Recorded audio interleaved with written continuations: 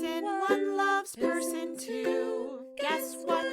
Shenanigans ensue. Person one hates person two. Guess what? Still shenanigans ensue. Person one fake dates person two. Guess what? You guessed it. Shenanigans ensue. Co-host one reports to co-host two. The name of the show? Shenanigans ensue. Yeah. Hello, I'm Jasmine. And I'm Jane, and welcome to Season 2 of Shenanigans Ensue. A podcast where love is patient, love is kind, love is slowly losing your mind. Each episode, we'll watch a rom-com and discuss its merits as a member of the rom-com genre. We'll cover well-worn classics, hidden gems, and everything in between. We'll give you our unsolicited opinion on every trope, caper, and flim-flam the film used, or maybe abused. And of course, the shenanigans!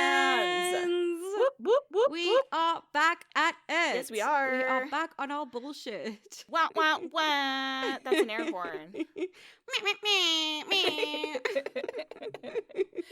And to bring us in strong for season 2, we've decided to bring you a classic. Yes, that's right. The much beloved early 2000s 27 Dresses. Yes. Oh my goodness. Like diving right in. I have such fond memories of this movie. Yes. And it's not just because the lead character's name is Jane. I mean, it doesn't have to be just that. That is part of it for me. Love.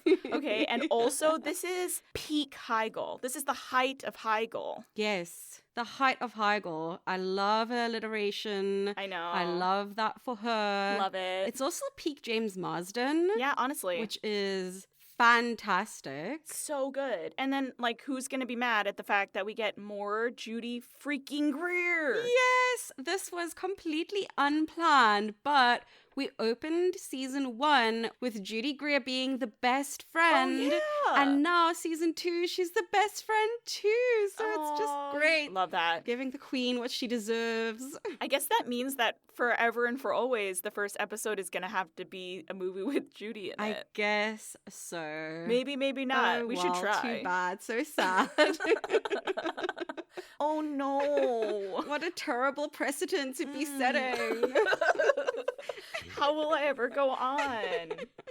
The only reason we may not be able to go on is if there's not another movie with her in it that's in this genre. No, and that would be the world's greatest tragedy. Then we'll just do the movies again. I don't know.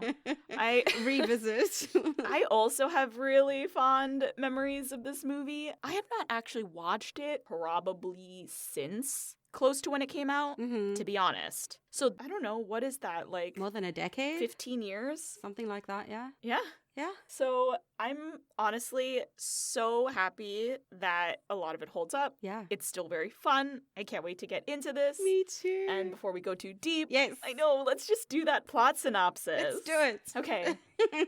People pleaser Jane loves weddings, and cynic Kevin hates them, even though it's his job to write about them. Jane and Kevin meet while Kevin is writing about one of the 2 weddings Jane is a bridesmaid for on the same night. They are both intrigued, irritated, and confused by each other. Despite Kevin not looking for love and Jane being in love with her boss, Messy, there's an instant attraction and shenanigans ensue. Messy. Yeah. So messy. I forgot truly how messy this movie was. It really is not afraid to get down and dirty. Yeah, because in my head, I've just like, you just remember the iconic scene at the end, right? Like everyone remembers that. Yes. And so I have like flashbulbs of this film, but I really forgot that it's her sister. It's not like a friend. It's her sister. It's her sister Oh, and her God. boss, which And is her just boss. Girl. I don't think there are many more levels other than like involving parents or something. Yeah. That it could be messier than boss and a sibling. I will say that was a good thing that they did. Only the sisters and the people on that level are messy. Like, dad is just a sweetheart. Mhm. We just picked one. Mhm. Only one generation is messy. dad is just like trying to get them to get along. Yeah. And trying to run his hardware store. And just like doing the best he can as a single father. Honestly, love. When he's trying to get them to fix things at the end of the movie, he just says to a customer, like, have you seen these new water fountains outside? Let's go outside. And just like exits stage right. He does. So funny. Not to mention the fact that he literally orchestrates like a parent trap, tricks them into showing up at the same time at the hardware store. Yes. They're like, you didn't tell me she was coming. She was going to be there. I'm dead. That was so good. And he's like, work it out. I don't want any part of it, but you work it out. There's also something very silly and satisfying about a dad who owns an independent hardware store being the kind of person who just wants to fix things. Aw, that's so cute. He's an acts of service guy and he owns the equipment. He is an acts of service guy. He Love. makes them the pancakes he made for them when they were kids. Yep. With the little smiley faces. Yeah. Which is so silly and extra as hell, but as an acts of service gal, I get it. Oh, yeah, you are. Right. That's why you clocked it so quick. Yeah, I will do the most. I can attest to that. She will do the most. Thank you. I feel like despite this being such a quintessential piece of rom-com history, it doesn't have a crazy amount of tropes. I feel like they just stuck to a few things. Yes. And they just executed everything super well. They did them really well. Yeah. A movie doesn't necessarily need to have a bunch of tropes. Like, they help make the genre, and this is across genres, not necessarily just rom-coms, but you don't necessarily need to, like, stuff 20 of them in there. You can do a couple and, like, just do them really well. And that's what this movie does. Yeah, I also truly forgot how much this movie at its heart is about like self-love and the evolution and growth of a person. Yeah. It's actually way more heartfelt than I even remember it, and I feel like the lessons in it are extremely useful. I was surprised. It's unexpectedly profound, and I think why it hits me a lot in many ways is because I'm a recovering people pleaser myself. And so seeing movie Jane's behavior, as exaggerated as it sometimes is like a little bit, I don't know what's the word I'm looking for, like a bit rough. That's too eerie. Yeah, like a little bit. To be like, oh, I used to be that bad. Yeah. Well, not like that bad, but like on that trajectory, maybe. It is so interesting to me because I do feel like most women probably have people pleaser phases or are still in it. I feel like that's kind of part of being raised as a woman. Mm-hmm. Those ideals are instilled early. Yeah. Tending to others, you know, putting others before yourself. Yes. Being so aware of other people's needs. And there's so many good things about that. There's Yeah. so many reasons why we love and appreciate our mothers. Also, we're fresh off watching the Barbie movie. Correct. So we like fully in that America Ferrera monologue, which was Yes. amazing. It really is that, though. It Yeah. feels like that. It does. And there's so much about, you know, having to walk through life like that and making sure that everyone's tended to. I think that something that's so important is kind of like this quote that I've heard thrown around before. She says yes all the time, right? And learning to say no is saying yes to yourself. Yeah. And there really is something so sweet about that and something really empowering as well. Yeah. Truly. And I really wasn't expecting this movie to hit that hard. No, because it's so zany. I know. And messy. Yes. How is a movie this messy gonna hit you that hard with some realness? Right? It does. It really hits you quite hard emotionally, or like reflects things back to you. Yeah. Which I suppose is what media should do, ideally. Yes. A good movie does that. And rom-coms don't usually get to do that. No. So it was like unexpectedly beautiful. Yeah, I really am impressed rewatching it. I don't think it hit that hard when I was in high school. Probably because, and I'm speaking for myself relating it to you, is probably because you weren't realizing that you were engaging in that kind of behavior. I certainly wasn't. I 100% believe that that's probably the case. You know, that's just how it is. Yeah. You don't realize there's anything wrong with it. No.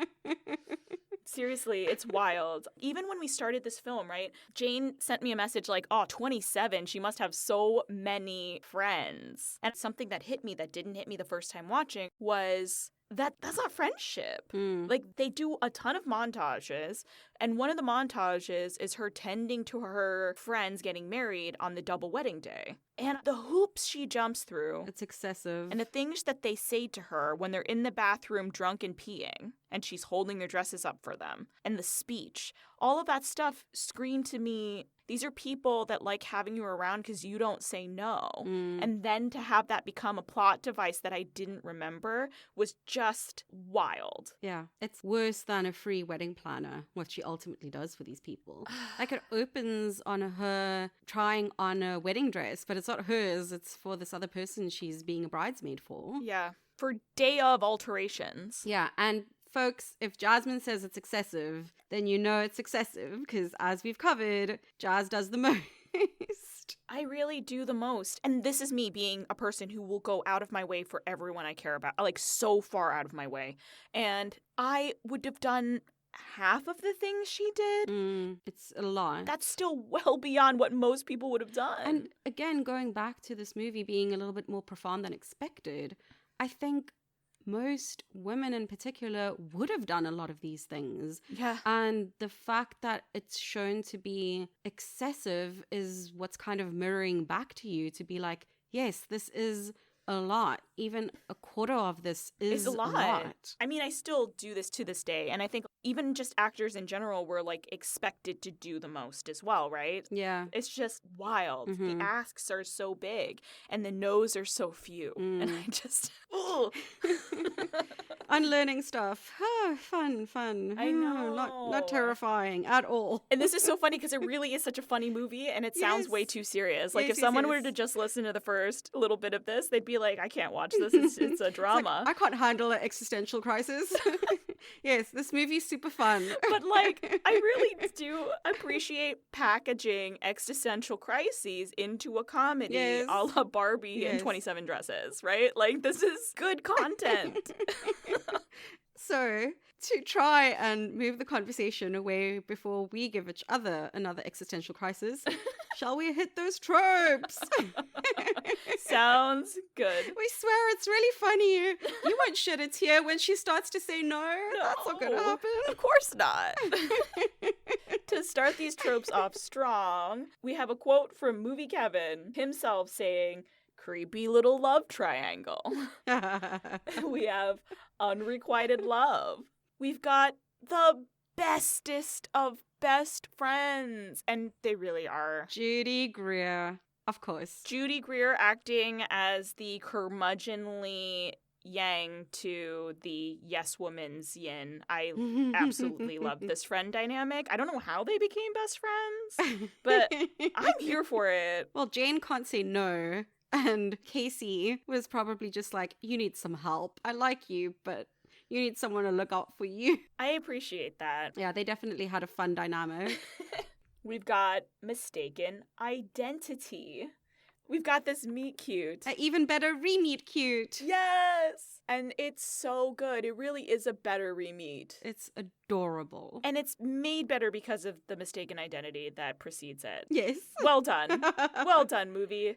We've also got we love this, whether as a plot device, a dramatic chase. Oh, and this dramatic chase is wild. And it includes a running leap onto a boat. In heels. Girl. You didn't bust an ankle or fall into the East River. I don't know exactly where they were, but like that would have also been tragic. We've got a grand romantic speech after she's completed this leap. And finally, so many montages. So many montages. There's so many. Of course, the iconic one is between Jane and Kevin with all the 27 dresses, which is such a great montage. The interview fashion show montage. Yes. Where the production must have had such a difficult time finding designs for Katherine Heigl to look terrible in. I had to rent this film on Amazon, Mm-hmm. and it was a weird fun fact that popped up at the beginning, because they'll have like little fun facts while you watch a film. And it popped up, and I was like, that's actually truly hilarious that she's so gorgeous. How do we even make her look bad in a dress? That body is banging. We can't possibly do enough. She can pull everything off. Every shape dress works on her. Wow. She's like tall and curvy, you know? Seriously. Absolutely stunning woman. And so what are they going to do? They just like made way too many ruffles. They gave her arm poofs. There were way too many kitschy weddings, which doesn't even make sense. Nobody does themed weddings. They had to lean hard into a theme wedding for sure. Right? Like a scuba diving wedding. Of 27, how are you going to have 5 of them themed? I don't know. Wild. Yeah, that was a super fun montage. So fun. Even the very, very beginning, they like montage her running back and forth like a psycho between the 2 weddings. The logistics of this. Oh my goodness. And this is one of the shenanigans that's like associated with this. Jane and I were trying to work out how on earth she was getting back and forth between the weddings so quick. And we had to figure out like logistically. Traffic. Yeah. I was like, okay, she's probably in Dumbo. So she's going across the Manhattan Bridge over and over again. So the other wedding is in the Lower East Side or maybe in Fide. So that's like a 20-minute trip back and forth each time. Yeah, that's maybe doable. How many times does she do it? It's still wild. We were like doing the math. Because my ears were pricked when she gets into the cab from the first wedding and she's like, Brooklyn, please. Yeah. Assuming the weddings are literally directly at the exits on either side of this one bridge, maybe 15 minutes. Yes. And that's like ideal traffic conditions. And no red lights. Right? We thought about this way too hard. Because logistics in New York City are wild. So when people have magical cab rides, I'm like, please, come on. Depending on where she was at, it might have been faster to take the train, but she needed the cab to change. We chalk it up to movie magic. Overthought that too much. Whatever. I stand by it. But it was still a super fun sequence. And Ziggy the cab driver, let's go. She offered him $300 and I think he ended up with 120. Yes. She's like, here's 120, Ziggy. And Ziggy makes a face. Ziggy, you know what you did. Love. And then he has a call back at the end when she does her dramatic chase. Jane jumps into Ziggy's cab again. So we have a full circle, which is really nice. I love that. Weird coincidences like that do happen in a city as big as New York. So it's fun. Of course. It's Ziggy. Oh, we have the montage of Tess and George's courtship. Right. Yeah. I'm just going to call that the calla lily montage. The attention to detail. Why? First of all, why so many? Seriously, I cannot. Is that the only flower he likes? Okay, so I did Google this because I was like, why the hell? Oh, did you Google it? I did look it up. A thought that Jane and I had was perhaps because this is like the eco-friendly guy who hikes and has ethical companies. Are calla lilies a better choice of flower? Are they more ethical? Are they more eco-conscious? So the calla lily is actually native of South Africa. What? I didn't know that. It grows from a tuber. It doesn't necessarily require super rich soil, and they don't require copious amounts of water. In fact, over-fertilizing them will ruin them. So you don't actually have to do as much work or spend as much money or leach chemicals into groundwater in order to cultivate them. Yeah, a lot of the plant life here doesn't actually require all that much water, especially because we are prone to droughts. That's what I figured. Yeah, a lot of things can survive with very little water. So the calla lily is actually an ethical choice. It's more sustainable and doesn't require fertilizer. Well, I then love this detail even more. I cannot with the details in this movie. I can't deal. It's amazing. And what brought this on in the first place is towards the end of the movie when Jane's apartment is filled with these flowers, you can see them slowly starting to wilt. Like they're there for the entirety of the movie. Like, it's just this amazing detail. I love that. It's fantastic. I feel like they bought them early, like did the montage sequence, left them on the set, and waited until they were far enough into filming that they had started to die, and then filmed that little insert scene. So good. Oh my god. They didn't need to do that. No. But it's great. Someone did research on ethical flowers Yes. to figure out what flower this dude would send somebody. I love that detail. So dumb and so appreciated. Oh, I'm so glad you looked it up. Truly. I had to know.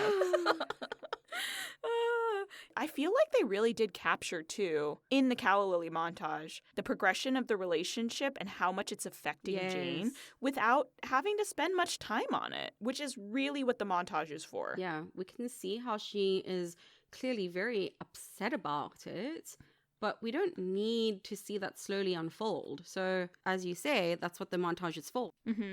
There's probably a couple other little montage-y things. Oh, the montage at the end with the articles for the send-off was fun. Mm-hmm. But those were the really big ones. What would be your favorite trope that you'd want to talk about? I want to talk about weather as a plot device.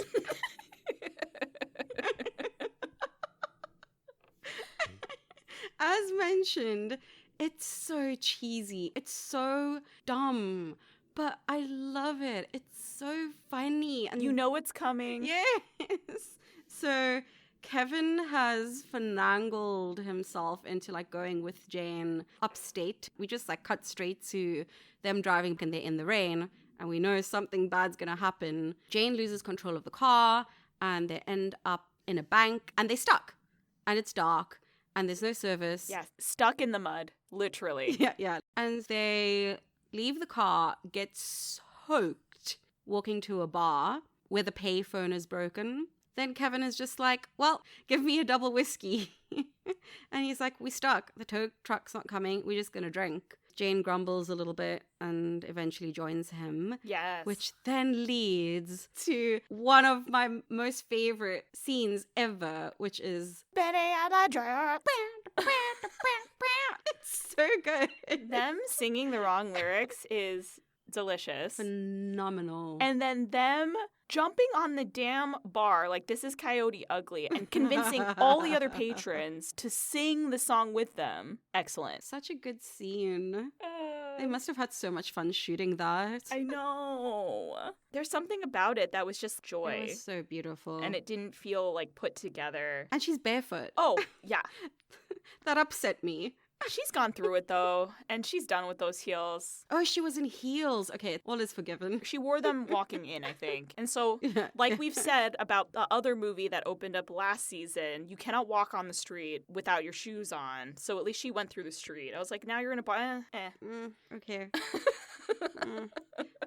Another excellent detail is that they're soaked. It is pouring outside. Their hair has changed texture. Yes, it is drenched. And as the scene at the bar progresses, their hair is slowly drying out and their clothes are drying out. I love this detail so much. I was just impressed. It's so good. You could have left them just soaked the whole way through and Yes. it would have been acceptable. Or you could have just immediately cut to them being dry. But we got this progression. Yeah. As they become more and more unhinged. Really. And this is the one time where her hair is not like perfectly straightened. Yes. They like let her hair dry naturally and it's so fun. And most of the time her hair is also like up or half up, half down. Mm-hmm. And now it was completely down and curly. So good. I was really impressed with so much of the detail work. Yeah, me too. So we needed where there's a plot device to get them stuck and get them drunk. And then they hook up in the car because they're messy. Oh, yeah, it's a very steamy hookup. She was just like,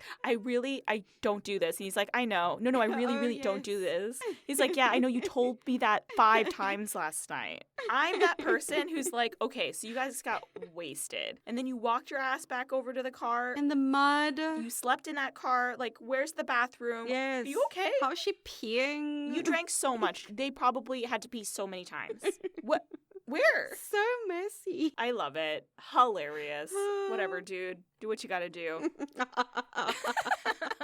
What you gotta do was James Marsden, so you know. Yep, absolutely. Understandable. Yeah. She figured it out. And then the next morning when they're like embarrassed and shy, and the guy from last night, he's like, Bennie and the Jets. And they're like, oh God, we did sing that. Yes, she's like, oh, did I stand up on a bar and sing Bennie and the Jets last night? What trope do you want to hit? Okay, I really want to get to the bestest of best friends. What a queen. So great. So great. Their dynamic is so great. She's so great. And dying. Okay, you intro her being a sass master, which I love. Her hair is a mess. And Catherine's character is like, are we going to do your hair? She's like, I did it. And Catherine makes a face. And she's like, what? The bitch said up. It's up, Jane. She's not even nuanced. Loved that. Then you see her again 2 days later doing a 2-day walk of shame. Looking very chic, like considering the circumstances. Seriously, she's got her dress with her, but she like borrowed an oversized shirt. Yeah, she like tied it with the bow of her dress. Yes! Like to make a kind of a belt. She looks fierce. Queen. Mm-hmm. She's literally sitting on the table, listening to Catherine's character talk about how she's in love with the boss and thinks that the boss has sent her flowers. Judy is just sitting there listening, being like, while trimming her split ends. Yes. And then as Catherine's character spins out, Judy full on slaps her. And then Catherine says thank you. Because she needed it. I just- Because George says, and that's why I love you. And he walks into the office and then he can't hear her, but she says, I love you too. And then Judy slaps her across the face. And I was like, yep, that was needed. Just like, get it together. She needed to get a grip. And I feel like if you are a yes person, you need at least one friend like that. Maybe not to full on slap you in the face, but to maybe verbally or spiritually slap you in the face once in a while. So good. All the little one-liners. It was so fun. Like, I spent 2 days in bed with a guy and you get flowers. So good. She's also ready to hook up at the wedding at the end. Oh, yeah. With Kevin's friend from work. What did she say about the weddings? The only reason to wear this ugly dress is so some groomsmen can rip it off me at the end of the night. She's so good. I also truly loved her come to Jesus moment with Catherine's character. When Jane decides to do a full takedown of her sister. Oof, messy. Casey pulls her aside and is like, listen, I'm proud of you, but I'm telling you, and I'm telling you that was messy. She says something like, that wasn't standing up for yourself. That was decades of repressed resentment. In one night. Yeah. That's another one of those real talk moments. You say yes too much, and you end up with all of this repressed rage. And when it comes out, it's not pretty. And it will come out. I wrote, good for you. But yeah, that was really rough. And like Judy Greer is going to Judy Greer, and she's going to be amazing. But Casey, the character, was extremely well written. She's the realest of friends and she has a really proper heart to heart, and a true friend is someone who's going to call you out on your shit. And that was needed. Honestly, that moment was the only time she was critical. Otherwise, she's always just egging Jane on. Yeah. Oh, and since we're on it, sort of, I also really do love the dynamic between the sisters. I feel like they come in and it's clearly a strong bond. They set that up really well, especially for how terrible they are to each other later in the movie and just how much of a caricature Tess turns into. Yeah. They really do a good job to establish that they're sisters and that they like each other and they have inside jokes. It's really well executed. Tess ends up being, I don't even know how to describe it. That is such an easy character for someone to have turned into a villain right out the gate. But she's not. And she brings it back around. I'm rooting for her and George at the end. 100%. I don't know how she managed to accomplish that. That was honestly very impressive. There were some lines that she delivered at the top where I was like, the content of this screams trash person. But your delivery screams, I don't know any better. And so how can you be mad at somebody like that? Yeah. She's also hurting. Yeah. This was like another one of those really beautiful moments that the film manages to pierce through the comedy, is that she does a thing that so many people have probably done at least once in their lives, which is that they've twisted themselves up to fit the idea of a person they have a crush on. And so it sounds like a good idea to like seek out their likes and make them your likes. But ultimately, that's not you. It's not sustainable. Correct. Like, what is she going to do? She's going to go hike now? No. She's going to go do these mountain hikes with George? Absolutely not. Is she going to eat tofu for the rest of her life? Right? What are you doing? Why did you lie? Yeah. Even though Jane has her own problems in this film, she can look at her sister and say, hey, you can't start a relationship on a lie, and you certainly can't get married this quickly based on lies. The timeline in this movie. It's another tight timeline. Oh my gosh. Courtship. But going back to the relationship between the sisters, that beautiful scene where the dad parent traps them when Tess says she was trying to be Jane. Yeah. And Jane says, why would you want to be me when you get to be you? Yeah.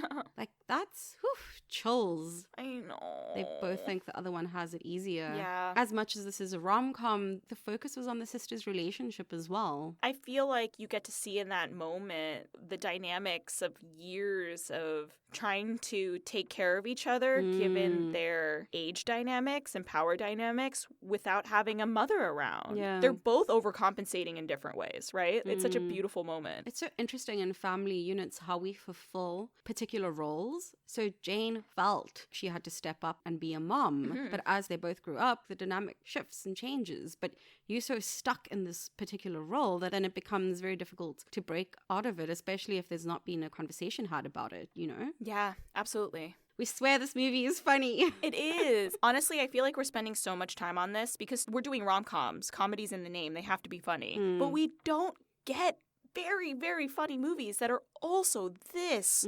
heartfelt. There's so much heart in this movie. It's way more than I remember, and it's so delightful. Any other trope we want to talk about? Oh, we have to do the meet cute and the re-meet cute. Yes.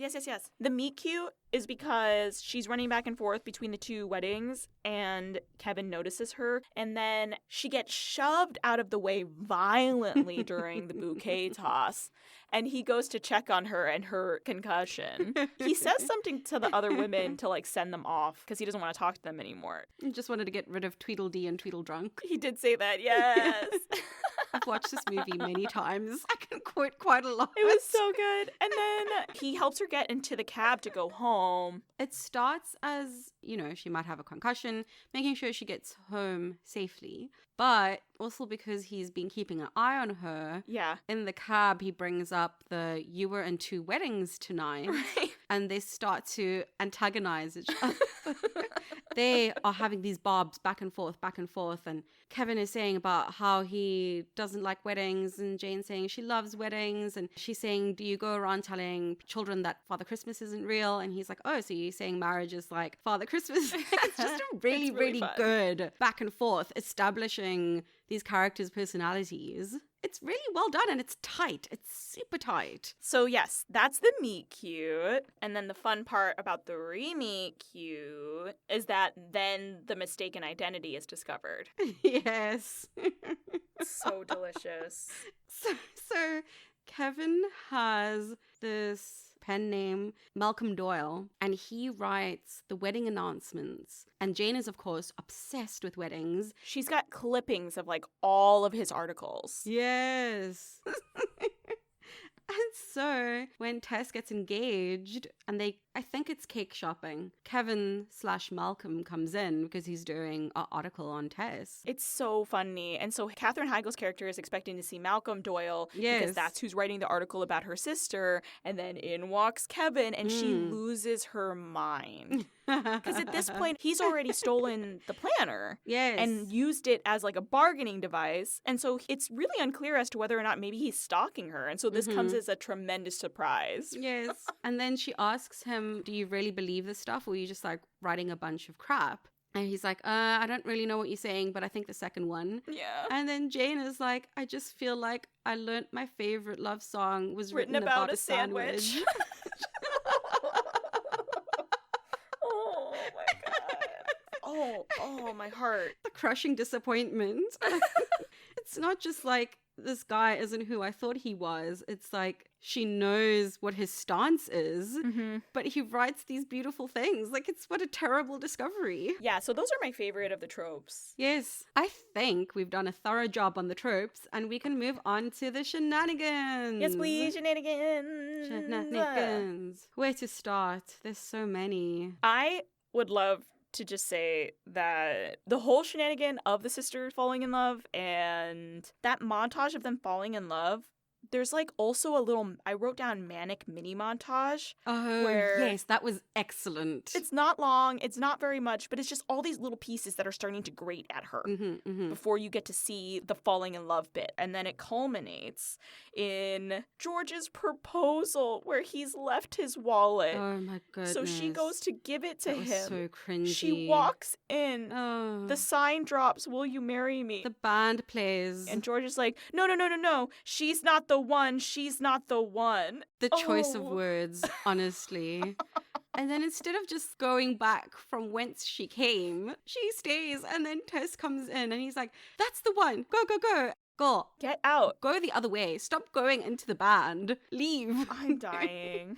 Oh, that was so cringy. So unfortunate. Honestly, so many sister shenanigans, right? Mm-hmm. Strawberry Pop-Tarts, Jinx, so fun. That was so cute. The dynamic between the two sisters and their father, all the way up to the sister, like, stealing Jane's ideas for the wedding and then cutting up their mother's dress to make something useless. Oof, that was rough. Truly, the dress thing, I think that I would have also had a nervous breakdown and humiliated publicly somebody as well. That dress thing is unforgivable. That dress thing needed to have a conversation. Like, talk. Nobody in their right mind would ever think it would be okay to cut up your mother's dress. Tatters. I can't even imagine a situation where you think that that would be an okay conversation to have at all, or even something you would consider doing. Right. Jazz and I had a whole conversation about, like, that was a poofy, over-the-top 80s dress. Yeah. If you cut the sleeves off, or there's multiple layers on this thing, you could cut some of the lace from one of the underlayers off, because she wasn't even using a meter of lace, honestly. She used a few feet for trim around the waist, and then the little bit over the cleavage. That's it. Very little material being used. You didn't even need to use your mother's dress in that case. Yeah. How dare you? No. You know your sister wanted to use this dress, and then you say to her, oh, we left you the rest? It's in pieces. There's no coming back from that. What could you say or do to make this better? Nothing. That was really terrible. Oh, another shenanigan at the bar, celebrating Jane and Casey's co-worker's engagement. Casey is encouraging Jane to, like, go over to George and tell him how she feels. Like, finally, for once and for all, rip the band-aid off, go and tell him. And you see in slow motion, Jane is walking across the bar. It's so good. And Tess walks in this, like, gorgeous little yellow dress. And she is watching, as she's walking closer and closer to George, how Tess is walking closer and closer to George. They've caught each other's eyes across the bar. Yes. They're like magnets gravitating toward each other. Her face is like she's watching a car wreck in real time. Slow motion car wreck on her face. And she can't do anything about it. She just gets down there and she's like, oh, hi. Yes. Hi. Oh, no. And then, of course, Kevin pops up to return her Filofax. Why wouldn't you just call her or call her job? Drop it off at her place of work or something. Yeah. And then he's like, I've got ways to make women call me. His phone rings because he had ripped out a week of her planner. And written his name in Koki on every Friday night with his name and number. Absolutely not. Get out of here. I was livid. You cannot. How dare you? No. How dare you mess with my well-kept and intricate schedule? Ugh. How dare you? I don't know how. You shouldn't like a guy who does things like that. No, because it's invasive and kind of creepy. And, like, a little manipulative. Yes, that too. Like, what?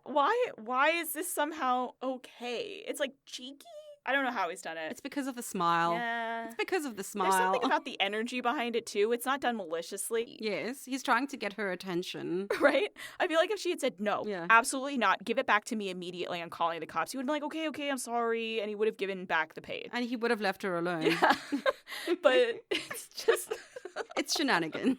That's what it is. So good. What's your, like, favorite shenanigan? Oh, man. I mean, we've covered quite a few of them that I find really funny, but back to the sisters and the humorous part when Tess pretends to be a vegetarian because George is vegan. Or no, he tried to be vegan, but it was just such a pain. So he went back to vegetarian. Oh, yes. He's vegetarian. You're right.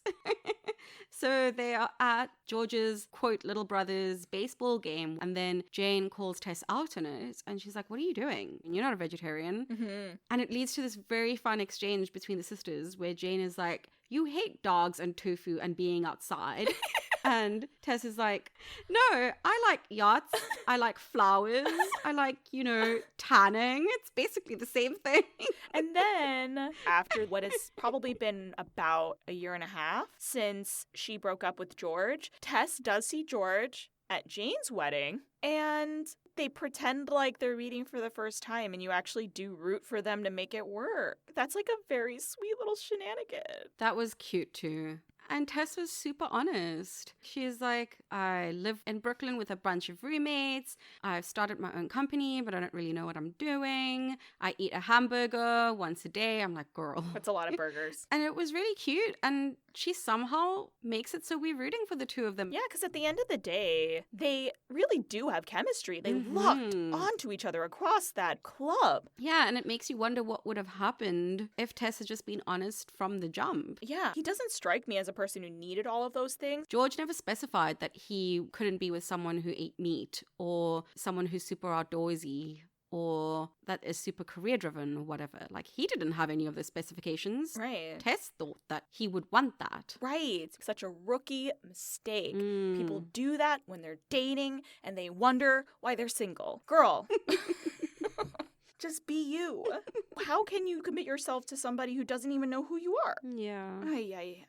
Oh, shenanigan between Jane and Kevin. Like, Katherine Heigl and James Marsden have really good chemistry. Mm-hmm. The scene where Kevin tells Jane to practice saying no, it's so good. He tricks her with the old 1-2 at the end, too. That was so great. They're at the bar and Kevin says to Jane, give me $50. And Jane's like, no, quite forcefully. And then he tries again and he's like, please, Jane, I really need it. I'll pay you back. And you can actually see her wavering. Yeah. And then she says, no. I think he tries again. And he's like, okay, not too bad. And then super casually, he's like, can I have your drink? Sure. And he takes it. And she goes, no. And he starts drinking it. She's like, But she was getting there. I was proud of her. Conscious recognition. Mm-hmm. Step 1. Conscious incompetence. Yes. We hit so many of the shenanigans already. Yes, we did. So the only other thing I would want to talk about with the shenanigans is just the lovely moment of realization that they actually are highly compatible. She previously in the movie says that her favorite thing at a wedding is that when the bride comes down and everyone's looking at her, she looks at the groom because the groom's face says everything that you need to know. And it really is such a beautiful thing to look at when you're at a wedding. Yes. Highly recommend. And then she calls him right the fuck out. She literally lays him bare, knowing exactly by accident why he's so cynical and bitter towards marriage. So she nails it on the head. He divulges how accurate she actually is. And then when he responds to his favorite thing about weddings, the one thing he actually does like, what does he say? Something to the effect of, I like looking at those poor suckers' faces. Because even though I think they're idiots, like, they look really happy about it. Yeah. And Jane's like, you've got to be kidding me. That's my favorite part about a wedding too. We have something in common. We know it's true. She just said it. And not to him, to like someone else. And it really is like such a beautiful thing to have in common with someone. Oh, and then that leads to something really beautiful because she's pushing Kevin. She's saying, seriously, none of the weddings get to you. Right. As the Bennie and the jet scene progresses, she falls and he catches her and this moment of intimacy passes. And then he's like, I cried like a baby at the Keller wedding. And then they kiss and it's like beautiful. It's like, wow, we just got so real so fast. I love that. He let her in. He was vulnerable. He like dropped his shtick. I love those little moments because he really is just a smart ass the whole time. Like, he has a snarky comeback for everything she lobs at him. But he cried like a baby at the Keller wedding. Oh, and the way he delivered that line as well. So tender. and sincere. Like, It's how, my guy? beautiful. Well, I guess, I mean, unless you have something else, this brings us to Fun Fab Fail. Fun fab fail. It's a fab. Yeah, it's a fab. I'm worried every time I revisit an old movie now, but it's a fab. It's a fab. And it's so much more fab in so many more ways than I even thought it would be. At face value, it's just a really good rom-com. We have leads that have a lot of chemistry. We have a satisfying conclusion. It's a genuinely funny movie. All the characters are really funny. Mm-hmm. Everyone's bringing it. Seriously. And then it has a lot of heart. I want comedy to be in the forefront, otherwise it's just a romance. Yeah. I don't know how this managed to be so ooey gooey sweet while still being so freaking funny. I think a lot of it for this movie in particular has to do with the fact that comedy was at the forefront and the icky gooey sweet wasn't necessarily spoken so much as seen, you know? They're not saying sweet stuff, but it is reflecting so many things with a lot of compassion and tenderness. So good. Highly recommend if you haven't seen it. Yeah. And if you have, Rewatch. highly recommend a rewatch. Please. I was not prepared for how good it was going to be. I was prepared to come into it remembering a very good movie and then maybe giving it a fun. Yes. I think that's what my expectation was. My expectation was also a fun, and very happy to say it blew my expectations out of the water. Yeah, this movie did a lot for me. Much more than it set out to do. Yeah. Or maybe it didn't. I don't know. I also really like the detail that this movie was, I believe, written and directed by two women. And I think the detailing of everything and what was focused on really reflects that. Yeah. And so, if you're ready, I think I'm ready. that brings us to our favorite section. Favorite? Give me the cheese, please. Give me the cheese, please. Ah, it's so good to be back. All right. Well, I'm ready if you are. 3, 2, 1. 1. Mornay Cheese sauce. wedding cake. Ooh. Oh, I missed yours. What did you say? Mornay sauce. Oh. Okay, so new season, clean slate. Yes, we can start wherever we want. We're still not going to remember. Yeah, whatever. Maybe this year we'll keep a list. We won't keep a list. No, we're not. We forget it already. Okay, so I'll go first. I'm ready. Okay, go for it. So I picked a Mornay sauce. The base of a Mornay is bechamel. Bechamel is one of the mothers, and it's a base for so many things. And when I think of like French sauces, I think of things being so put together. I think of tradition. I think of things being just so. And I feel like that's Catherine's character. It's very poised. Yes, it feels like a French mother sauce. And then what makes a Mornay special is you've taken this bechamel, which is just a roux and milk, and you've added grated cheeses to it. You can use as many cheeses as you want. And this movie is like a sprinkling of so many different things, right? You've got sweet cream. It's a sweet film. You can put cheddar inside of it. And cheddar is the cheesiest cheese. You can also add a little bit of parm. Parm is a little salty, much like years of buried resentment. I love all the cheeses you can put in this. And most importantly, it's ooey gooey, and boy, is a Mornay sauce messy. It's so messy. And so this film has to be a Mornay cheese sauce. That's so great. Coming in strong for season 2. Oh, coming in hot. When we first said the two cheeses, I was wondering, like, how? Sometimes we tend to be on a similar page in terms of what we justify with our cheeses, right? Right. How are we in such different places? Yes, but then when you started to explain, it all fell into place, and I will explain why. Oh my God, yes, please. Okay. So, I think this movie is like a cheese wedding cake because, first of all, it's 27 dresses. There's so many weddings. So many weddings. This movie is wedding-centric. But with a cheese wedding cake, you can pick and choose any kind of cheese you want. You can pick all the different cheeses, which is what this movie did. And it's very curated, much like the tropes. As we said, not very many, but the ones they do well. So you have all these different cheeses. And if not done correctly, when serving this cheese wedding cake, things have the potential to get really, really, really messy. Depending on how people cut it, how it's served, if there's not some control, if not someone's not handling something. I like that we both were like, what's messy cheese? We need messy cheese. Yes. But it needs to be a delicious mess. But like somehow also very put together. It's a wedding cake. Yes. If you haven't seen this, like Google cheese wedding cakes. They are gorgeous. Ooh. You know, you have the big ones and with the little one, and people will add greenery or flowers or fruits, and they look stunning. Oh, I've never seen them before. This is gorgeous. Yes. Beautiful, right? Wow. I'm literally Googling in a real time, gang. It's works of art. Yes. It's legitimately stunning. I love that you've just discovered wedding cheesecake. And I'm just tickled again by messy being a prominent feature of both cheeses. Yes. We both chose things that require multiple cheeses and that are messy. It's the same. It's still the same. Both make perfect sense. That was a great way to start off season 2, I think. Love it. That's got to be in my top 3 favorite Give Me the Cheese rounds. Me too.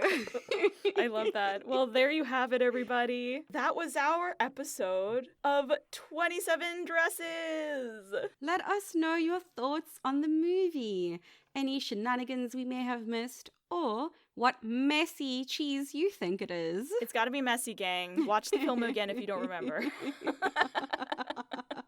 We need the mess. Yes, please. You can follow us on Instagram at shenanigansensupod, or you can email us your messy cheeses at shenanigansensupod@gmail.com. We hope you'll join us next time. And until then, When you're with the person you're meant to be with, it should feel like Bennie, Bennie, Bennie, Bennie, Bennie and the Jets. Bye. Bye. It's a little bit chaotic. Oh, we love some chaos.